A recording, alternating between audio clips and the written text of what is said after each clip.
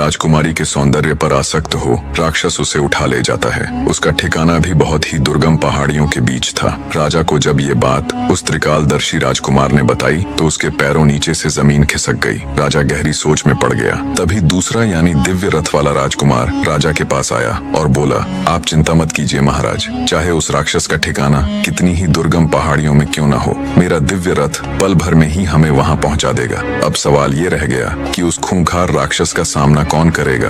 तब तीसरा राजकुमार, जिसे अपने भाले पर पूर्ण विश्वास था, सामने आया और बोला, महाराज आप चिंता मत कीजिए, उस राक्षस से मैं निपट लूंगा। राजा से आज्ञा ले तुरंत तीनों राजकुमार दिव्य रथ में बैठकर राक्षस के ठिकाने पर जा पहुंचे। भाले वाले महारथी राजकुमार ने जब राक्षस को देखा तो उसने अपनी पूरी ताकत से राक्षस को भाला फेंक कर मारा। महारथी राजकुमार का प्रहार इतना तेज था कि उसके द्वारा छोड़ा गया भाला राक्षस की छाती को चीरते हुए उसके सीने के पार हो गया, जिससे तुरंत राक्षस के प्राण पखेरु उड़ गए। राजकुमारों ने राजकुमारी को अपने साथ रथ में बिठा लिया और कुछ ही पलों में वो सकुशल राजमहल पहुंच गए। राजकुमारी शशिबाला को बिल्कुल ठीक ठाक देख राजा सहित पूरी प्रजा में खुशी की लहर दौड़ गई। राजा ने तीनों राजकुमारों का हाथ जोड़कर शुक्रिया किया। फिर से सभा बैठाई गई। सभी सभासद और राजकुमार अपने अपने स्थान पर बैठ गए। इतनी कहानी कह दैत्य दंभिकासुर बोला, बताओ विक्रमादित्य, उन तीनों में से राजकुमारी किसको अपना वर चुनेगी।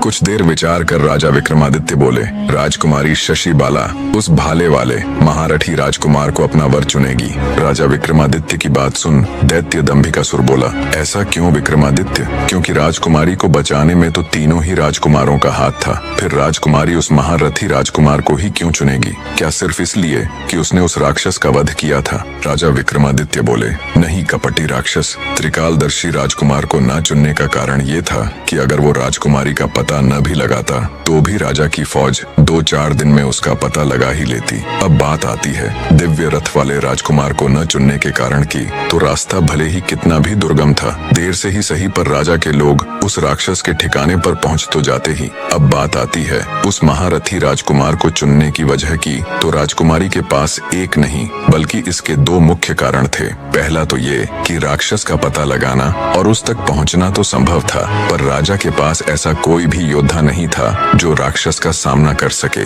और दूसरा और सबसे मुख्य कारण ये कि राजकुमारी राजा की इकलौती संतान थी, तो उसे पति के रूप में एक ऐसा शक्तिशाली व्यक्ति चाहिए था जो उसके पिता के पूरे राज्य को भी संभाल सके, जो कि वो महारथी राजकुमार पूर्ण रूप से था। विक्रमादित्य की बात सुन दैत्य दंभिकासुर बोला, तुमने ठीक कहा विक्रमादित्य।